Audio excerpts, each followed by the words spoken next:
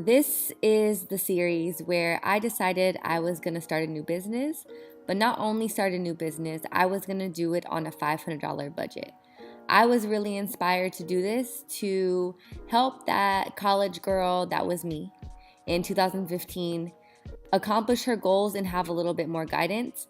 I've really enjoyed building different e-commerce brands and having a few successful ones of my own. So here on YouTube, I wanted to challenge myself and not only start a business, but only have a $500 budget.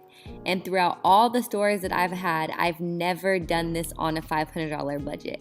I wanted to challenge myself and hopefully inspire anybody who is wondering or wishing or thinking or doubting that they can do it too. So welcome to my series, and I hope you enjoy it. What's up, y'all, and welcome back to my channel. Salut à tous et bienvenue sur ma chaîne. So today is the day that I am finally dropping this series that I've been working on for so long. I've had an idea about this for the longest time. I've been working on it for the longest time, and I am just ready to drop it. I started a challenge inspired by you guys and inspired by myself to start a business with a $500 budget. Now, when I first started my business, I definitely didn't have a $500 budget, and I was also inspired because I'm starting 2 new businesses, and those are definitely not on a $500 budget. But this is basically going to be a boring video about the trademarks, the licensing, domains, things like that. So let's go ahead and just get right into the video. Okay, so starting off with one of the most important things is actually getting a seller's permit. Now, and before I get started, let me just go ahead and put a little disclaimer because I'm not a professional. These are the things that I did that I know how to do to the best of my legal ability.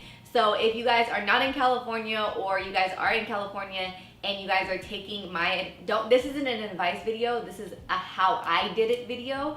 So just take everything that I say with, a little grain of salt and do your own research. But first things first for me is getting a seller's permit so that I can actually buy merchandise to sell. How you get a seller's permit is going to cdtfa.ca.gov.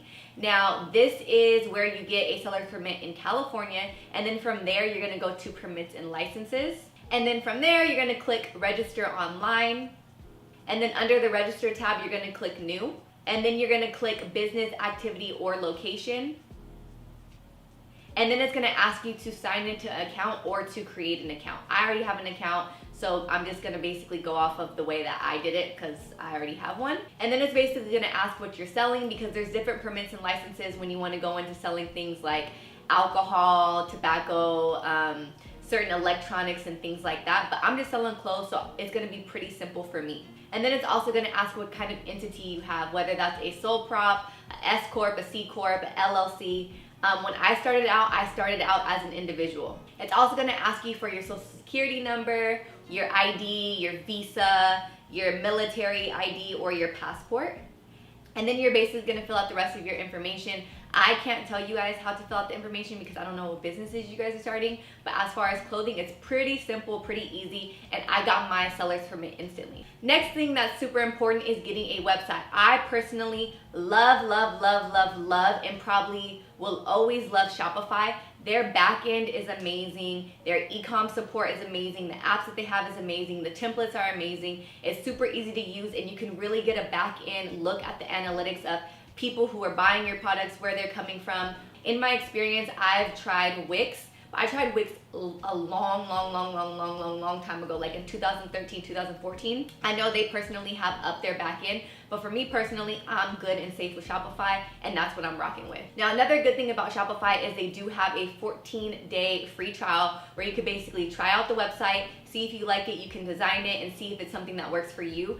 After that, then they do go into different plans. I believe the plans start at $29.99, $79.99, and then $299. It all kind of just depends on what you're actually needing for your website. I personally started out with the $29.99 plan, and it's worked for me. Another thing that you're gonna need is a domain. Now, a lot of these websites where you can host and have your website on their platform will allow you to have a domain for free, but it's gonna say .myshopify.com or .mywix.com. And one of the things that was really important to me when I was starting my business is the integrity and the overall look and feel of the brand. Even if you're just starting out, girl, you gotta act like you got everything in line and in order. So one of the things that I chose to invest in was buying a domain, especially because I knew this was gonna be a long time brand. It's something that I invested my time, my energy, my money into, so I had no problem buying the domain. Now Shopify now offers you to get a domain through them, which is only $14 a year, but since we are on a budget and it's really, really tight, I'm gonna go check on GoDaddy. GoDaddy is actually where I pretty much got every single one of my domains that I've had throughout my all of my drop shipping companies and my e-com companies. I also like GoDaddy because they also allow you to have an email with your domain at the end. So like, for example, info@thefindguru.com. It just adds that professionalism to your business and the integrity of your brand, in my opinion. So if you go to GoDaddy, not only can you search to see if the domain is available, it will also give you other domains that you could possibly choose from if your domain is not available. So the domain that I'm looking for is available and it's only $11.99. But there's this little thing called privacy. Now, one of the crazy, scary things about being a small business startup owner is that because you have a business, everything that you do in your business is public record. So you want to be very careful, because if you're just starting out and you're using your home address, all of that information is public record. So if you put your address as the address, then it goes up online and anybody can basically find your address. So even though it ends up being more than it is on Shopify, I am going to buy this privacy just to make sure that my information is protected. Now, at this point in my career and in this point in business, I do have virtual offices that you guys can get from iPostal or PO boxes. Just because I am starting out and I know that a lot of other people are starting out and they might not have a virtual office or a PO box, I'm gonna pay that extra fee to have my privacy protected, which actually brings us to $22.16 for our budget. So that's the first thing that we budgeted in. The next thing that's super important is a trademark. Now, trademarks are pricey, so it's not like we're gonna actually file for a trademark, but we wanna see if the company that we are trying to start is already trademarked, because you wouldn't want to be that person who spends all this time and effort branding and getting everything started, run the business, open up shop, and then you start booming and you start going, and then you find out, knock, knock, knock, this name is already trademarked. You guys basically need to stop doing business under this name. So before you get started, go ahead and look up that trademark to see if you can conduct business under that name. The easiest way to look up a trademark is going to uspto.gov. Then you're gonna go ahead and click trademark. Then from there, you're gonna search for the trademark through the database. And the way I always do it is I just do like a basic word search so that anything with that name could basically come up. And then from there, you're gonna type in the name just to see if anybody has it. And then if they don't have it, then you can go ahead and start using it. If they do have it, you may wanna reconsider choosing a different name. Another thing too is you can see if the trademarks are active or inactive, and in that case you could kind of like consult with a legal professional to see what you want to do moving on in that direction.